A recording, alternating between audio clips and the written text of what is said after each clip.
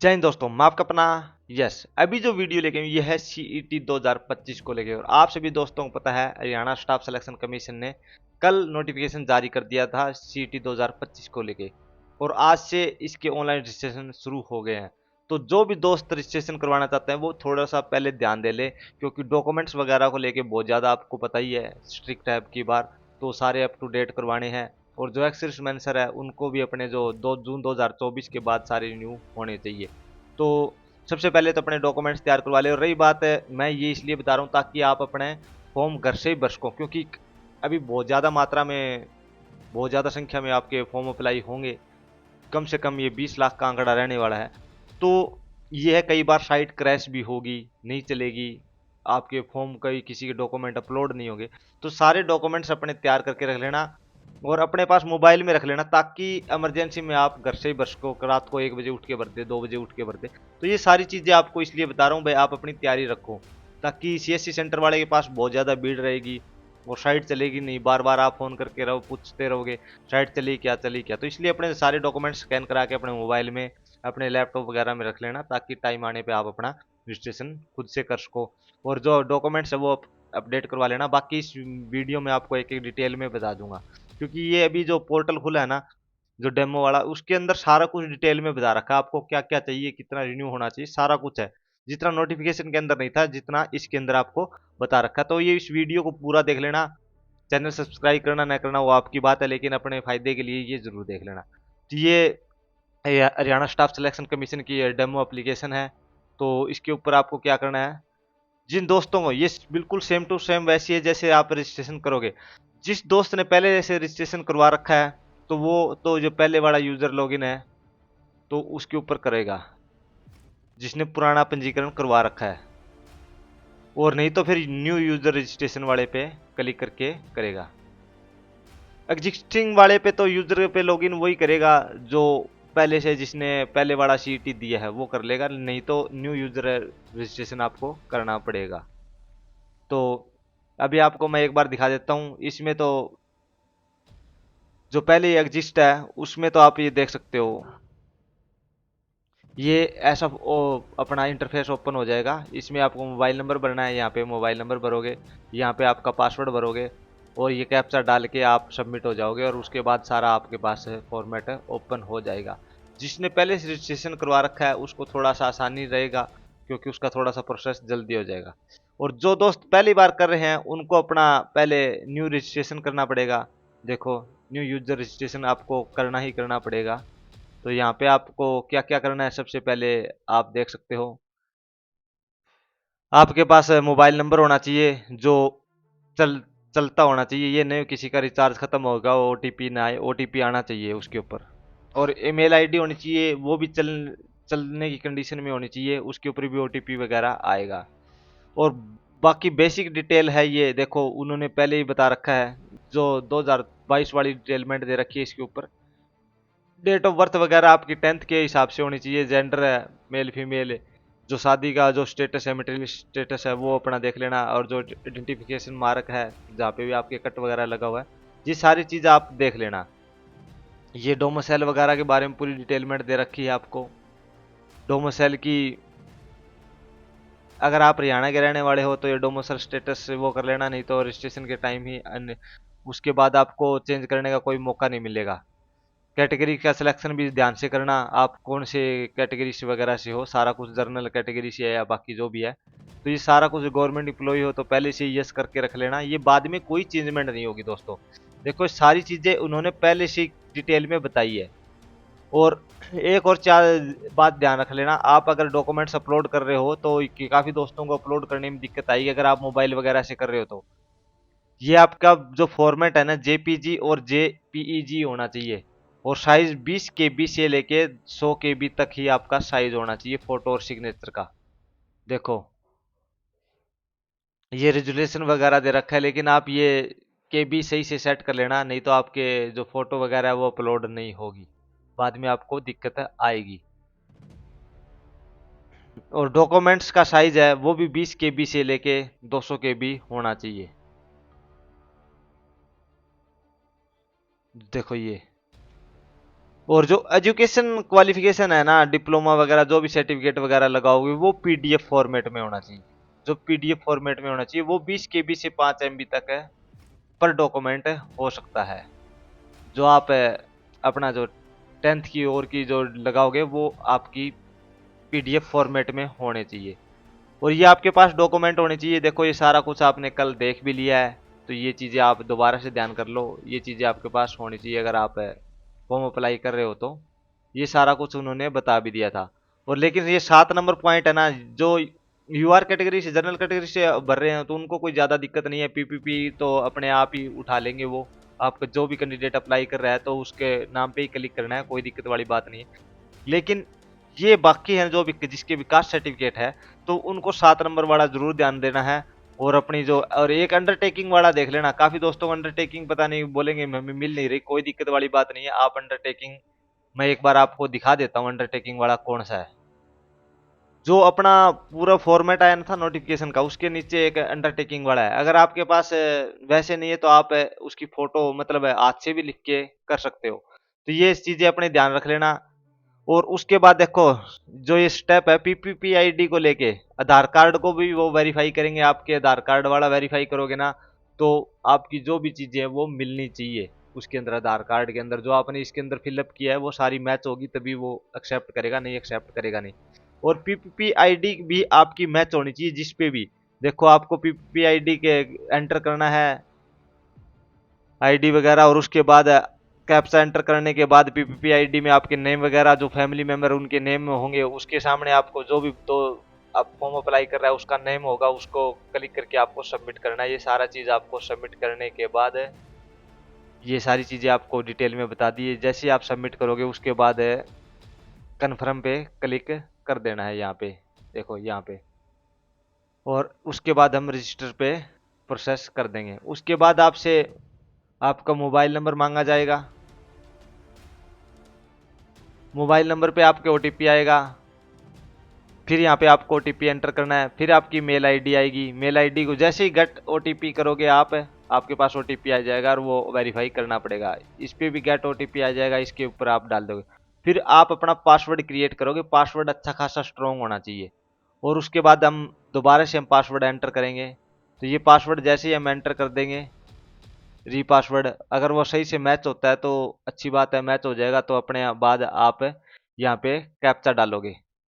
जैसे ही आप कैप्चा डालोगे उसके बाद रजिस्टर एंड प्रोसेस कर दोगे, आप आगे से प्रोसीड कर दोगे। और उसको जैसे ही आप प्रोसीड करोगे तो आगे का फॉर्मेट ऐसा ओपन हो जाएगा आपके सामने। तो यहाँ पे आपको क्या डालना है, देखो सबसे पहले आपके 10th के हिसाब से आपका क्या नेम है, यहाँ पे आपको नेम डालना है। आप अगर पहले से 2022 वाले में दिया है अगर आपने तो यस कर देना, वहाँ से अपने आप डिटेल उठा ही लेंगे। अगर नहीं दिया तो नो कर देना, ये आपके ऊपर डिपेंड करता है। तो आपने जो दे रखा है तो यस कर देना, नहीं तो नो कर देना। यहाँ पे आपको अपना नेम डालना है जो 10th के हिसाब से है, और डेट ऑफ बर्थ डालनी है 10th में। जो भी फादर नेम डालना है, मदर नेम डाल, जो स्टार लगे हुए हैं ना रेड रेड वो सारे करने हैं। आधार नंबर डालना है और आधार नंबर दोबारा से आपको एंटर करना है। और उसके बाद आपको आधार कार्ड की जो वो फोटो है वो अपलोड करनी है। देखो यहाँ पे आधार कार्ड की आप फोटो अपलोड कर दोगे। और उसके बाद आप अपना जेंडर मेल है फीमेल है, बाकी वो पहले भी आप कर चुके होंगे जब रजिस्ट्रेशन के टाइम। लेकिन उसके बाद आपको ये सब कुछ करना है। मेल है फीमेल है जो भी है आपको कर देना है। आइडेंटिफिकेशन मार्क देना है। उसके बाद इसको सेव कर देना है। ये सारा कुछ डालने के बाद आपको सेव कर देना है और नेक्स्ट पे चले जाना है। आपको सारा कुछ यहाँ पे दिखाई दे जाएगा। उसके बाद आपको अपना एड्रेस डालना है। देखो ये एड्रेस रहने वाला है, आप कौन सी कॉलोनी के रहने वाले हो, आपका घर है जो भी स्टेट है कौन सी स्टेट के रहने वाले हो, ये सारी चीज़ें आपको यहाँ पे एंटर करनी है। बिल्कुल इजी है आपके पास। और इसका अगर कोई भी डेमो का अगर फॉर्मेट चाहता है तो मैं आपको फॉर्मेट नीचे जो कमेंट बॉक्स है उसके अंदर दे भी दूंगा। यहाँ पे आप क्लिक करोगे आपको स्टेट वगैरह सारा कुछ दिखाई देगा। हरियाणा के रहने वाले हो, कहाँ के रहने वाले हो, कौन सी डिस्ट्रिक्ट के रहने वाले हो, सारा कुछ यहाँ पे अपने कॉलोनी का नंबर है जो भी पोस्ट ऑफिस पिन कोड, ये सारा कुछ सही से दे देना। ये परमानेंट एड्रेस है, कॉरस्पॉन्डेंस एड्रेस दोनों ही आपको सही तरीके से भरना है। तो उसके बाद आप ये सेव कर दोगे। जैसे आप सेव करके नेक्स्ट करोगे तो आपको कैटेगरी फिलअप करनी है, आप किस कैटेगरी से हो। आपका अगर हरियाणा का डोमिसाइल है तो यस करोगे, नहीं है तो नो करोगे। उसके बाद अपनी कैटेगरी क्लिक करोगे। अगर आप जर्नल से हो तो जर्नल कर दोगे, अगर ओबीसी एसटी अदर से करोगे तो आपको यहाँ पे डॉक्यूमेंट अपलोड करना पड़ेगा। अगर आप किसी भी अदर कास्ट से हो तो आपको यहाँ पे डॉक्यूमेंट अपलोड करना पड़ेगा। देखो ये आपको जैसे ही मैंने दूसरी क्लिक करी है उन्होंने डॉक्यूमेंट्स मांग लिए हैं। अगर मैं यूआर से करता हूँ जर्नल से तो देखो कोई डॉक्यूमेंट्स नहीं मांगा। और सारा कुछ इसमें जो भी है करे, आपके पास आपके अगेंस्ट कोई क्रिमिनल केस तो नहीं है, ये सारा कुछ आपको यहाँ पे शो करना पड़ेगा। तो जैसे ही आप कैटेगरी वगैरह सेलेक्ट कर दोगे उसके बाद इसको आप सेव कर दोगे। सेव करने के बाद आपके सामने ऐसा इंटरफेस आ जाएगा। आपने किस बेस पे आपकी क्वालिफिकेशन क्या रहने वाली है, 12th कंप्लीट कर दी है या अभी 12th कर रहे हो, ये सारी चीज़ें आपको यहाँ पे शो होगी। देखो ये जो भी आप मतलब जो भी क्वालिफिकेशन आपकी उसके ऊपर आप क्लिक कर दोगे, फिर उसी हिसाब से आपसे डॉक्यूमेंट आगे की तरफ मांगे जाएगी। अभी मैं सपोज करो मैंने 12th कंप्लीट पे कर दी है, यहाँ पे मैंने क्लिक कर दिया है। उसके बाद आपको अपनी 10th में जो भी कोर्स टाइप है, जो सारा कुछ है अपने 10th journal Hindi with Hindi ये संस्कृत आपको सेलेक्ट करना है। और बोर्ड का नेम डालना है, पासिंग ईयर डालने हैं, ये चीज़ें आपको डालनी है। और ये सारा कुछ आपके परसेंटेज वगैरह सारा कुछ डालने, और जो फोटो है सर्टिफिकेट का वो अपलोड करना है। ये फाइल है तो इसका मतलब आप ये जो डॉक्यूमेंट्स है वो पीडीएफ फॉर्मेट में अपलोड। फिर उसके बाद 12th की डालनी है। और फिर उसके बाद अगर आपकी कोई अदर क्वालिफिकेशन है तो वो आप यहाँ पे डाल सकते हो। तो ये जैसे ही आप ये डाल दोगे तो उसके बाद आपको सेव पे जाना है और नेक्स्ट पे जाना है। अभी ये अपलोड का ऑप्शन आ गया है, यहाँ पे आप अपनी फ़ोटो अपलोड करोगे। कोई भी फ़ोटो है कहाँ से कहीं से भी आपने वो है तो यहाँ पे अपनी फ़ोटो अपलोड करना है। और फिर उसके बाद यहाँ पे सिग्नेचर अपलोड करने हैं। जैसे ही सामने आ जाए ना आपके पास, उसके बाद ही दोस्तों वो क्लिक करना है। देखो ये अपलोड होने के बाद आपको यहाँ पे शो होने लग जाएगी। और उसके बाद यहाँ पे मान के चलो मैं यही मेरी लगा देता हूँ। ये केबी सेट करना पड़ेगा, मैंने केबी सेट नहीं कर रखी।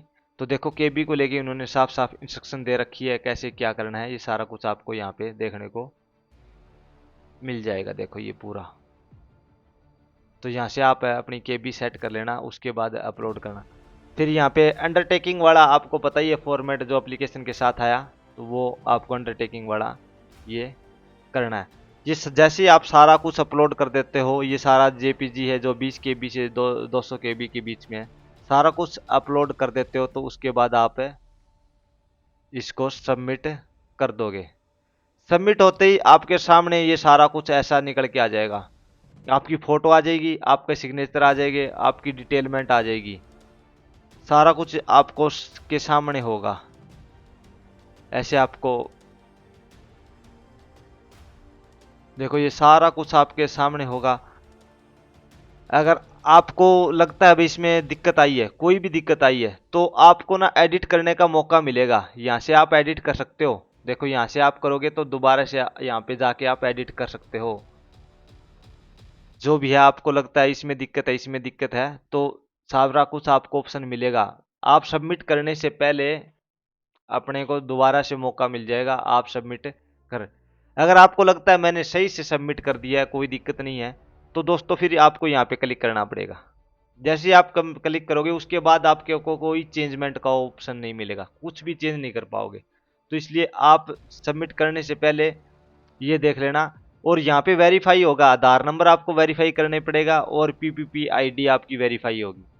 जैसे ही ये वेरीफाई हो जाएगी, कंप्लीट हो जाएगी, आपको फिर 500 रुपये आपसे फीस पे की जाएगी। और फीस पे करने के लिए आपको जो भी है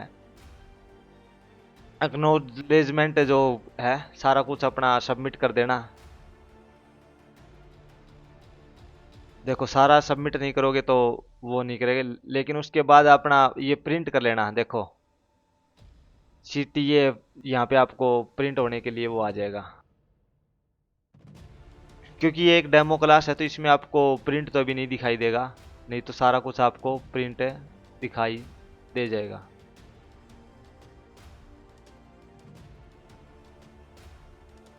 अभी वो यहाँ पे ओपन नहीं हुआ क्योंकि आईडी 2025 का ये है। तो अपना ये प्रिंट करके इसको अपलोड कर देना और उसके बाद आप सबमिट कर दोगे। ये सारा आपको यहाँ पे क्लिक करने के बाद आपको शो हो जाएगा। अभी हमने ये किया नहीं है तो आपको शो नहीं होगा। तो ये सारी चीज़ें आपको करनी है। ये ऐसा मतलब सिंपल सा प्रोसेस रहने वाला है। अगर आपको कोई दिक्कत आए तो मैं इसका लिंक भी दे रहा हूँ नीचे, ये डेमो क्लास का, एक बार आप खुद से भी करके देख सकते हो। सारी दिक्कतें ठीक हो जाए उसके बाद ये आप करना। अगर मेरी वीडियो अच्छी लगी तो चैनल को सब्सक्राइब जरूर कर लेना। जय हिंद दोस्तों, जय हिंद, जय भारत।